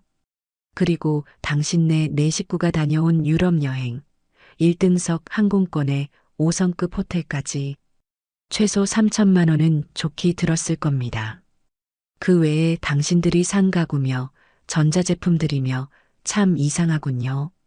당신들이 말하는 그 추가 비용의 총합이 공교롭게도 내가 계산한 사라진 돈 5천만 원과 거의 일치해서요. 제 말에 며느리는 입을 떡 벌린 채 아무 말도 하지 못했어요. 안사돈의 얼굴은 하얗다 못해 파랗게 질려 있었죠. 자신들의 치부가 만천하에 드러난 순간이었습니다. 이제 그들은 서로를 탓하기 시작했어요. 며느리는 아들을 향해 날카롭게 소리쳤죠. 내가 이럴 줄 알았어. 당신이 일 처리를 똑바로 못하니까 이렇게 된 거 아니야.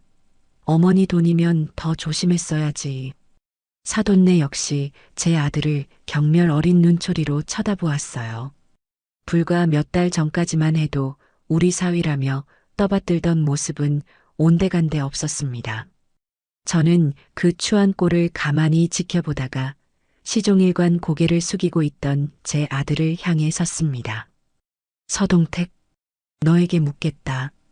너는 이 모든 사실을 알고 있었느냐?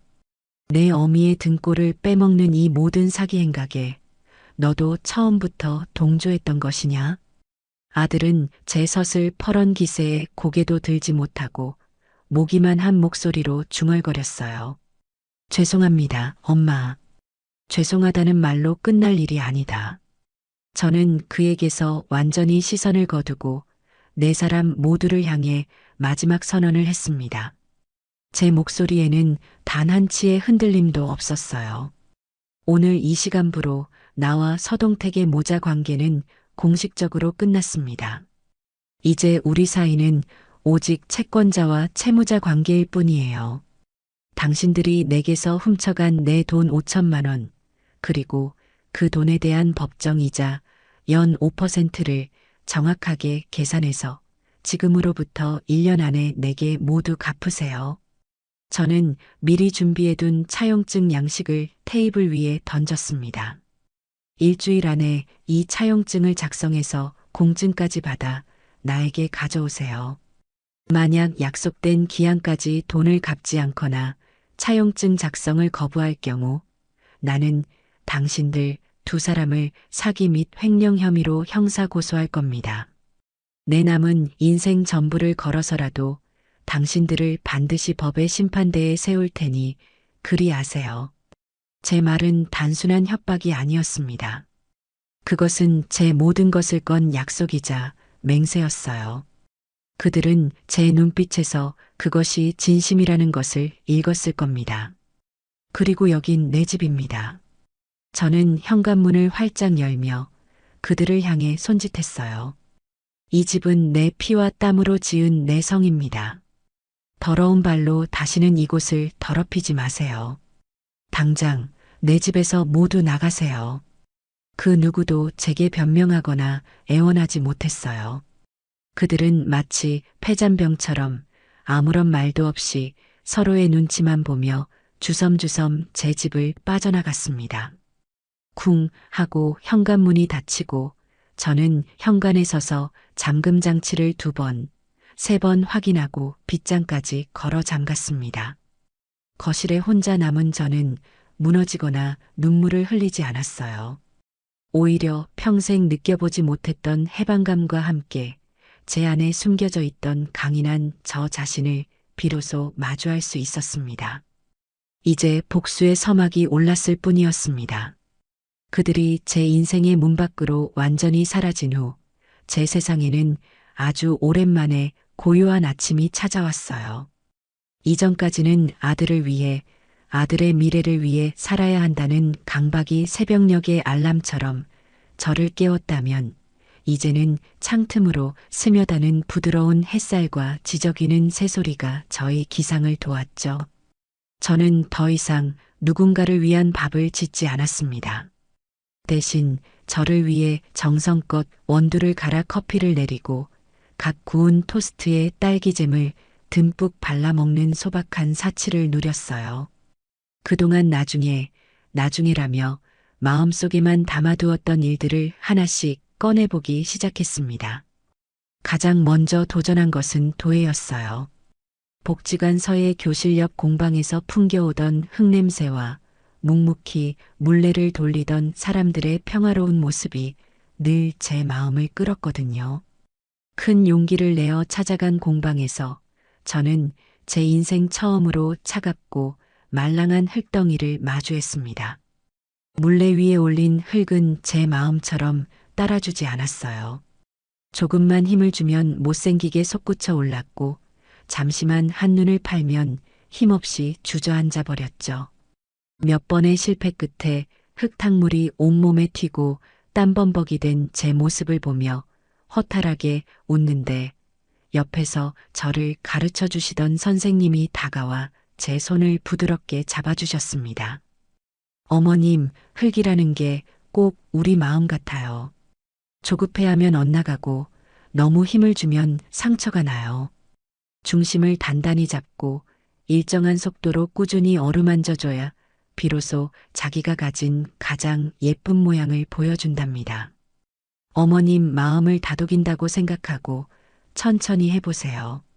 선생님의 그 말이 제 마음에 깊은 울림을 주었어요. 맞아요. 제 인생도 그랬습니다. 아들에게 너무 많은 기대를 걸고 제 모든 힘을 쏟아부어 결국에는 엉망으로 일그러져 버렸으니까요. 저는 그날 이후로 도예에 푹 빠졌습니다. 흙을 치대고 물레를 돌리고 조심스럽게 형태를 빚어내는 동안에는 오직 흙의 감촉과 제 손끝의 움직임에만 집중할 수 있었어요. 그 고요한 집중의 시간은 제게 어떤 명상보다도 깊은 평화와 위안을 가져다 주었죠. 몇 주 뒤 제 손으로 직접 빚은 첫 찻잔이 뜨거운 가마 속에서 구워져 나왔을 때 저는 세상을 다 가진 것처럼 기뻤습니다. 비록 모양은 조금 삐뚤빼뚤하고 유약은 얼룩덜룩했지만 그 어떤 명품 그릇보다 제게는 소중했어요. 저는 그 찻잔에 제가 가장 좋아하는 국화차를 따라 마시며 제 인생의 새로운 한 페이지가 시작되었음을 실감했습니다. 도예 공방에서는 마음이 맞는 좋은 친구도 사귀게 되었어요. 저보다 대여섯 살 아래인 경자 씨라는 분이었는데 남편과 일찍 사별하고 두 아들을 다 키워 출가시킨 뒤 이제는 자신만의 인생을 즐기고 있는 저와 비슷한 점이 많은 사람이었죠. 성격이 시원시원하고 유머가 넘쳐서 함께 있으면 시간 가는 줄 몰랐어요. 어느 날 수업을 마치고 공방 한편에서 저희가 만든 컵에 커피를 마시며 이야기를 나누는데 경자 씨가 제게 물었어요. 혜순 언니, 요즘 얼굴이 정말 좋아. 활짝 폈어? 무슨 좋은 일이라도 있어? 혹시 연애라도 하는 거 아니야? 경자 씨의 짓궂은 농담에 저는 손사래를 치며 웃었어요. 그리고는 처음으로 제 이야기를 다른 사람에게 담담하게 털어놓았습니다. 아들을 어떻게 키웠는지, 어떤 배신을 당했는지, 그리고 어떤 결심을 하게 되었는지. 제 이야기를 듣는 내내 경자 씨는 자기 일처럼 분개하고 속상해하더니 이야기가 끝나자 제 손을 꽉 잡으며 말했어요. 언니 정말 고생 많았어. 혼자서 얼마나 속이 썩어 문드러졌을까. 그래도 정말 잘했어. 그건 끊어내는 게 맞아. 가족이라는 이름으로 사람 피 말리는 것만큼 지독한 것도 없어. 이제라도 언니 인생 찾았으니 앞으로는 헐헐 날아다니면서 살아. 내가 옆에서 같이 날아줄게. 알았지? 그 따뜻한 위로와 유쾌한 격려에 저는 그만 눈물을 쏟고 말았습니다. 그동안 억눌러 왔던 서러움과 외로움이 한꺼번에 터져 나온 것이었죠. 그렇게 한참을 울고 나니 마음속에 단단하게 박혀있던 응어리가 조금은 풀리는 기분이었습니다. 그렇게 새로운 일상에 적응해 가던 어느 날, 저는 제 인생 최대의 일탈을 감행하기로 결심했어요. 바로 저 혼자만의 첫 해외여행이었습니다. 평생 비행기라고는 제주도 갈 때 한 번 타본 게 전부였던 제가, 그것도 혼자서 해외로 나간다는 것은 상상도 못할 일이었죠. 하지만 이제는 나를 위해 살아보자는 결심이 제게 용기를 주었습니다. 목적지는 일본의 교토로 정했어요. 오래된 절과 아름다운 정원이 많아 조용히 산책하며 생각 정리하기에 좋다는 경자 씨의 추천 때문이었죠. 저는 난생 처음으로 인터넷으로 비행기 표를 예매하고 호텔을 예약했습니다. 모든 것이 낯설고 어려웠지만 하나씩 해낼 때마다 뿌듯함이 밀려왔어요. 며칠 뒤 작은 여행 가방 하나를 들고 공항에 섰을 때 저는 제가 마치 18살 소녀가 된 것처럼 가슴이 두근거렸습니다. 교토는 정말 아름다운 곳이었어요. 저는 고즈넉한 절의 툇마루에 앉아 하염없이 이끼 낀 정원을 바라보기도 하고 기모노를 입은 사람들 사이를 걸으며 오래된 거리의 정취를 느끼기도 했습니다. 무엇보다 좋았던 것은 온전히 저 혼자만의 시간을 가질 수 있다는 것이었어요. 누구의 눈치도 볼 필요 없이 제가 걷고 싶을 때 걷고 쉬고 싶을 때 쉬었습니다. 어느 작은 식당에 들어가서 먹었던 따뜻한 우동 한 그릇, 아라시야마의 대나무 숲 사이로 불어오던 시원한 바람, 해, 진력 감호강가에 비치던 붉은 노을, 그 모든 순간이 제게는 충만한 행복이었습니다. 여행 마지막 날, 저는 금각사의 화려한 금빛을 배경으로 지나가던 젊은 여행객에게 부탁해 제 사진을 한 장 찍었어요. 사진 속에 저는 제가 기억하는 그 어느 때의 제 모습보다 환하게 웃고 있었죠. 저는 그 사진을 제 카카오톡 프로필 사진으로 바꾸었습니다. 누구에게 보여주기 위한 과시가 아니었어요. 그저 나 김혜수는 지금 이렇게 잘 살고 있다는 저 자신을 향한 선언 같은 것이었죠. 그런데 그날 밤 호텔방에서 쉬고 있는데 한국에 있는 동생에게서 전화가 걸려왔어요. 목소리가 무척 다급했죠. 언니, 지금 어디야? 동태기한테서 연락 왔는데 언니 카톡 프로필 사진 바뀐 거 보고 언니한테 무슨 일 생긴 줄 알고 난리가 났어. 혹시 나쁜 마음 먹고 혼자 멀리 떠난 거 아니냐고 하면서 울고불고 난리야. 저는 기가 막혀서 말이 나오지 않았어요. 제가 행복해 보이는 사진을 올린 것이 그들에게는 제가 극단적인 선택이라도 한 것처럼 보였던 겁니다. 자신들의 죄책감이 만들어낸 기괴한 망상이겠지요. 나 일본 교토에 여행 와 있어. 아주 잘 지내니까 걱정하지 말라고 해. 뭐, 일본? 혼자? 언니 대박이다. 아무튼 동태기가 언니 번호는 모르니까 나한테 계속 문자를 보내. 언니한테 좀 전해달라고. 내가 읽어줄게. 들어봐. 동생은 제 아들이 보낸 문자들을 읽어주기 시작했어요. 엄마, 제가 정말 잘못했어요. 엄마 없는 세상은 상상할 수도 없어요. 제발 돌아와 주세요. 엄마가 좋아하시던 곶감 사들고 찾아뵐게요. 어머니가 이렇게까지 독하게 나오실 줄은 몰랐어요. 저희도 너무 힘들어요. 사람이 어떻게 정으로 안 살고 법으로만 살아요? 저희가 돈 다 갚으면 그럼 다시 예전처럼 웃으면서 살 수 있는 거죠? 그렇죠, 엄마. 엄마가 해주시던 김치찌개가 먹고 싶어요. 예은이는 아무리 끓여도 그런 맛을 못 내요. 엄마 손맛이 그리워요. 엄마, 보고 싶어요. 저는 동생이 읽어주는 문자들을 들으며 마음속이 싸늘하게 식어가는 것을 느꼈습니다. 그 어디에도 자신들이 훔쳐간 내 돈에 대한 진심 어린 사죄나 그 돈이 담고 있는 내 인생의 무게에 대한 이해는 없었어요. 오직 내가 힘들다, 내가 그립다, 예전으로 돌아가고 싶다는 이기적인 자기 연민뿐이었죠. 저를 걱정하는 척하지만 결국에는 자신들의 불편함과 결핍을 해소하고 싶을 뿐인 겁니다. 저는 동생에게 차갑게 말했어요.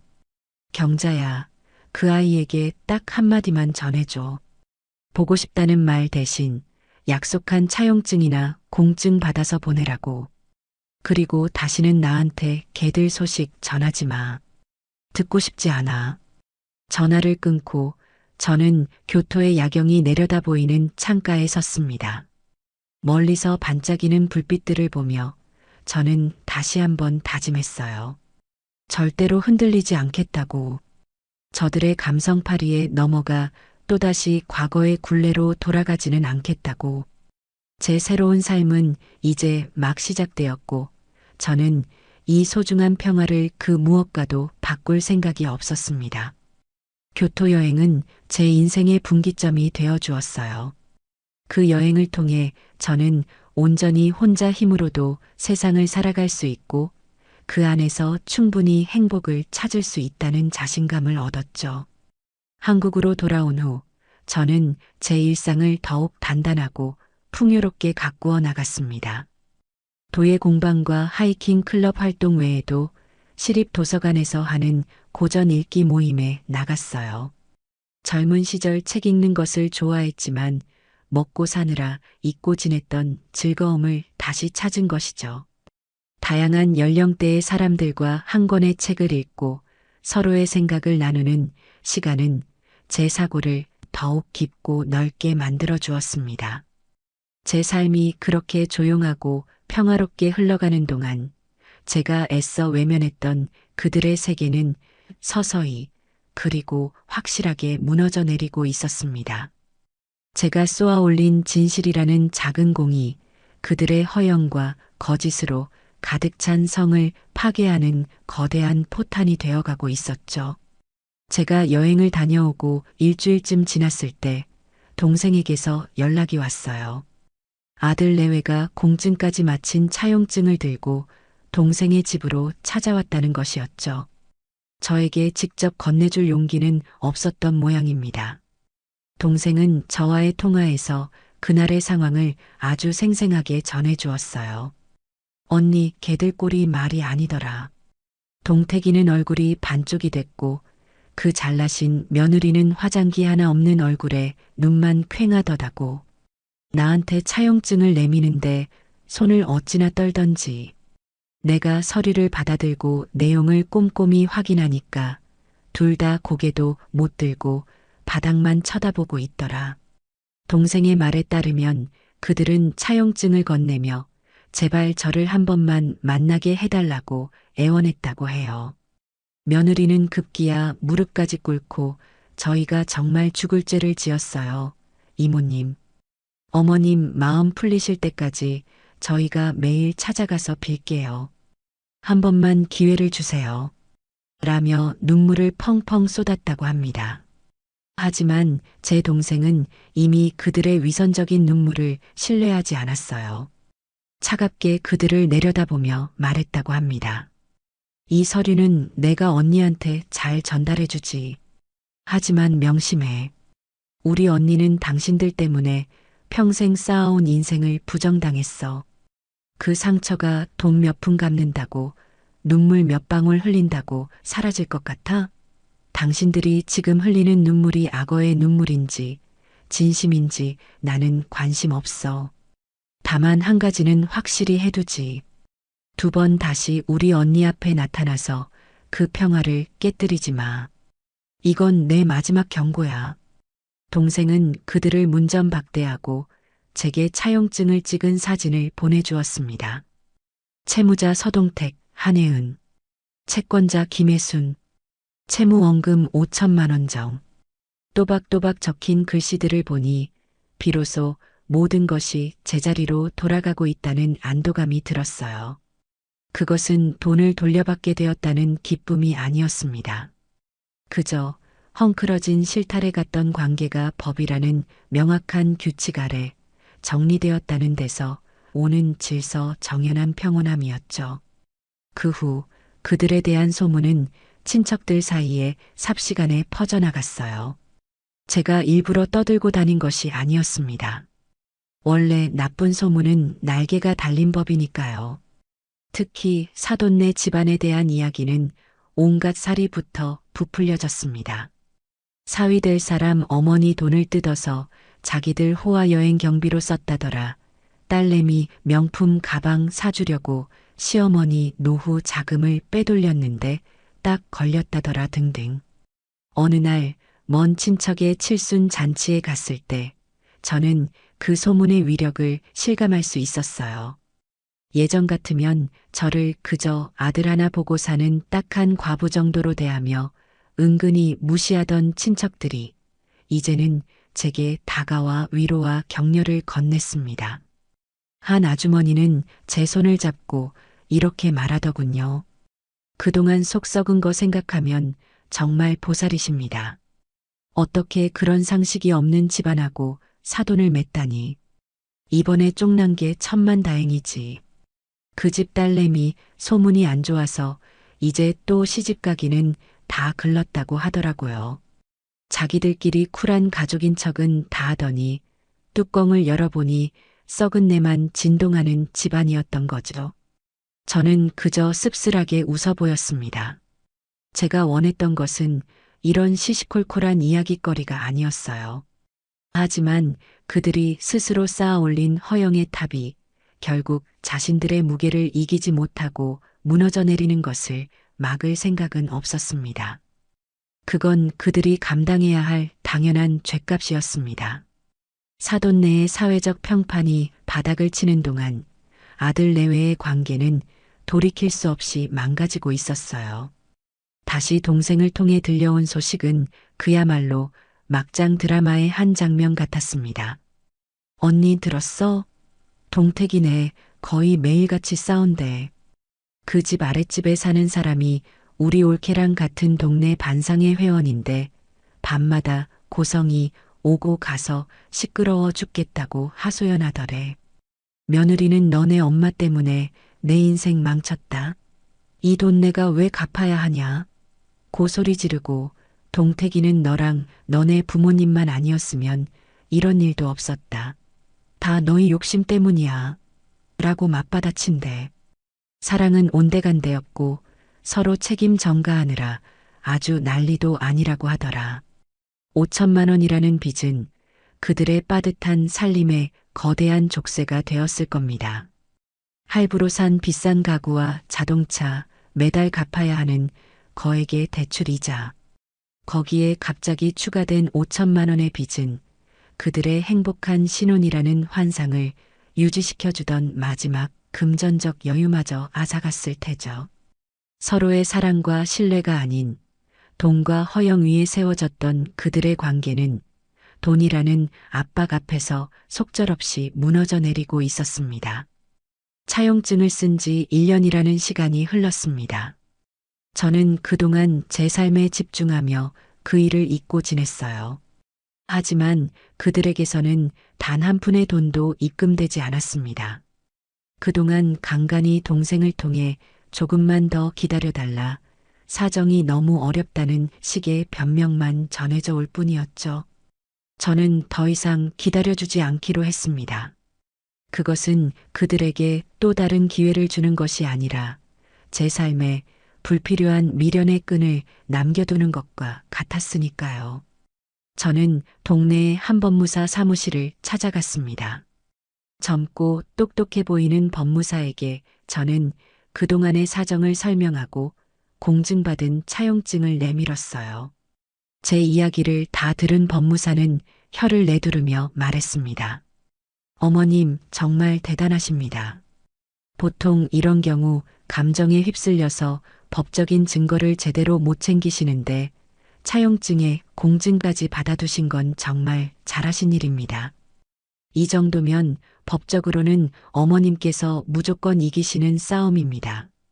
저는 그에게 내용 증명 우편을 발송해달라고 의뢰했습니다. 약속된 기한까지 채무를 변제하지 않았으니 지정된 날짜까지 원금과 이자를 모두 상환하지 않을 시 즉시 민사, 소송 및 채무자의 재산에 대한 가압류 절차에 착수하겠다는 내용의 법적 효력을 지닌 마지막 경고장이었죠. 감정에 호소하는 대신 가장 이성적이고 냉정한 방법으로 매듭을 짓고 싶었어요.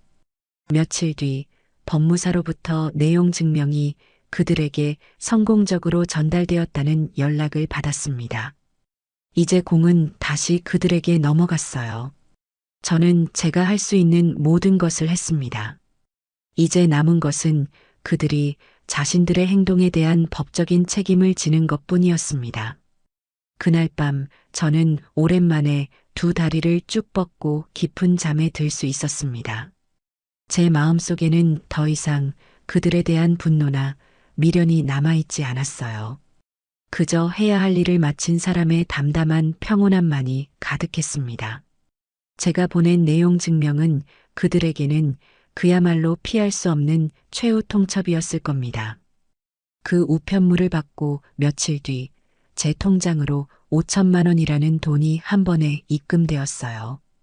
그 뒤에 어떤 소동이 있었는지는 모르겠습니다. 사돈네 집에서 어떻게든 돈을 긁어 모아 보내온 것이겠지요. 평생을 모아도 만져보기 힘든 거액이었지만 제게는 아무런 감흥도 없었어요. 그저 원래 있어야 할 것이 제자리로 돌아왔다는 생각뿐이었죠. 저는 법무사를 통해 채무 변제가 모두 확인되었음. 더 이상 연락할 일 없기를 바람. 이라는 간결한 문자 메시지를 그들에게 전달하는 것으로 길고 지리했던 악연의 마침표를 찍었습니다. 그 후로 몇 년이라는 시간이 쏜살같이 흘러갔어요. 제 삶은 그야말로 상전벽해라는 말이 어울릴 정도로 변했습니다. 도의 실력은 일취월장에서 이제는 제가 만든 작품들을 공방 한편에 전시해 놓고 팔기도 했죠. 그렇게 번 돈으로 저는 친구 경자 씨와 함께 1년에 한두 번씩 해외여행을 다녔습니다. 처음에는 모든 것이 낯설고 두려웠지만 이제는 능숙하게 비행기 표를 예매하고 여행 계획을 짜는 베테랑 여행객이 되었죠. 저희는 함께 파리의 에펠탑 앞에서 웃으며 사진을 찍기도 하고 스위스의 푸른 초원을 하염없이 걷기도 했습니다. 제 낡은 여권에는 여러 나라의 출입국 도장이 빼곡하게 찍혀나갔고 그 도장 하나하나가 제게는 다시 찾은 청춘의 훈장과도 같았습니다. 아들에 대한 소식은 더 이상 궁금하지 않았어요. 가끔 동생을 통해 건너 소식을 듣게 될 때도 있었지만 저는 그저 무심히 한 귀로 듣고 한 귀로 흘려버렸습니다. 들려오는 소식들은 대부분 그리 유쾌하지 않은 것들이었죠. 그들은 결국 그 비싼 신혼집을 팔고 대출금을 갚은 뒤 경기도 외곽의 작은 빌라로 이사를 갔다고 해요. 사돈네 사업도 예전 같지 않다는 소문도 들려왔고요. 그들의 삶이 어떻게 흘러가든 그것은 더 이상 제 관심사가 아니었습니다. 그러던 어느 날 동생이 조금은 머뭇거리는 목소리로 제게 새로운 소식을 전했어요. 언니 동택이네 애기 낳았대. 아들이라고 하더라. 그 말을 듣는 순간 제 심장이 쿵 하고 내려앉는 것 같았어요. 제 손주, 제가 할머니가 되었다는 사실, 예상치 못했던 소식에 저는 잠시 아무 말도 할 수가 없었습니다. 솔직히 말해서 마음 한구석이 아릿하게 저려오는 것을 부정할 수는 없었어요. 핏줄이라는 것이 그리 무섭더군요. 작고 어린 생명의 얼굴을 한번 보고 싶다는 할머니로서의 본능적인 그리움이 아주 잠깐 고개를 들었습니다. 며칠 동안 마음이 복잡했어요. 오후 산책길에 놀이터에서 할머니 손을 잡고 아장아장 걷는 아이들을 볼 때면 저도 모르게 발걸음을 멈추고 한참을 바라보기도 했습니다. 내 손주도 저렇게 예쁠까? 하는 생각이 스치면 가슴 한쪽이 시큰거렸죠. 하지만 저는 이내 고개를 저었습니다. 그 아이를 만난다는 것은 제가 그토록 벗어나고 싶었던 지긋지긋한 인연의 굴레 속으로 다시 제 발로 걸어 들어가는 것을 의미했습니다. 그 아이의 부모는 저를 기만하고 제 인생을 훔쳐간 사람들이었습니다. 그런 부모 밑에서 자랄 아이가 과연 무엇을 보고 배우게 될까요? 제가 그 아이의 인생에 발을 들여놓는 순간 저는 다시 희생하고 인내하는 할머니의 역할을 강요당하게 될 것이 뻔했습니다. 제 소중한 평화와 자유를 다시 그들을 위해 내어줄 수는 없었어요. 저는 며칠을 고민했습니다. 그리고 조용한 결정을 내렸죠. 며칠 뒤 저는 백화점에 가서 가장 좋은 재질의 아기 내복과 수는으로 만든 작은 아기 수저 세트를 샀어요. 그리고는 배송지에 아들 내외가 사는 빌라 주소를 적었습니다. 보내는 사람의 이름은 적지 않았어요. 카드에는 세상에 온 것을 축하한다. 부디 건강하고 반듯한 사람으로 자라거라. 라는 짧은 메시지만을 인쇄해서 넣었습니다. 그것이 제가 제 손주에게 해줄 수 있는 최선이자 마지막 선물이었습니다. 부모의 죄가 아이에게까지 이어지지 않기를 바라는 한 사람의 진심 어린 기도였죠. 이제 제 나이도 어느덧 70 중반을 향해 가고 있습니다. 저는 지금 제가 직접 빚은 찻잔의 향기로운 국화차를 따라 마시며 이 글을 쓰고 있어요. 창밖으로는 평화로운 저녁 노을이 지고 있네요. 제 거실 한쪽 벽에는 세계 지도가 붙어 있고 제가 다녀온 도시들 위에는 작은 핀이 꽂혀 있습니다. 그 옆에 책장에는 제가 여행지에서 찍은 사진들이 담긴 앨범들이 가지런히 꽂혀 있죠. 경자 씨와 파리에서 웃고 있는 사진, 혼자 교토의 대나무 숲을 거닐던 사진, 도예공방 식구들과 단체로 찍은 사진, 그 모든 사진 속에서 저는 진심으로 행복하게 웃고 있었습니다. 돌이켜보면 제 인생은 참으로 험난했지만 저는 단 한순간도 제 과거의 선택을 후회하지 않아요. 어떤 이들은 제가 아들을 버린 독한 어미라고 손가락질할지도 모릅니다. 하지만 저는 제 아들을 버린 것이 아니에요. 저는 제 인생을 갉아먹던 거대한 혹을 떼어낸 것뿐입니다. 진정한 평화가 무엇인지 저는 이제야 알 것 같아요. 그것은 누군가를 이기는 것이 아니라 그 누구도 더 이상 내 삶을 흔들 수 없게 만드는 단단한 내가 되는 것이었습니다. 그들의 불행을 바라보며 안도하는 대신 그들이 어떻게 살든 상관없이 나 자신의 행복을 온전히 지켜내는 것이었죠. 저는 오늘 제 삶에서 가장 완벽한 평온을 누리고 있습니다. 그리고 이것이야말로 제가 제 자신에게 줄 수 있는 가장 값지고 소중한 선물이라는 것을 압니다.